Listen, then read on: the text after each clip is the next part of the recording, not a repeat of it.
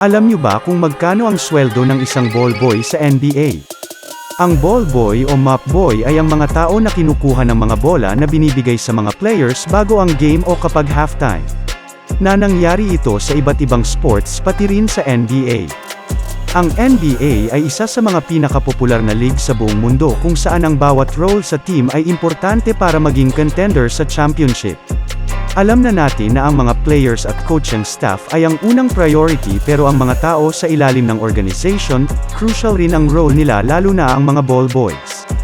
Halos lahat ang ginagawa ng mga ball boys para sa isang NBA team katulad ng pag-mop ng court, nagtitiklop ng mga towels at iba pa. Pero ang primary role ng mga ito ay kunin ang rebound at ipasa sa mga players para maging handa sila sa game.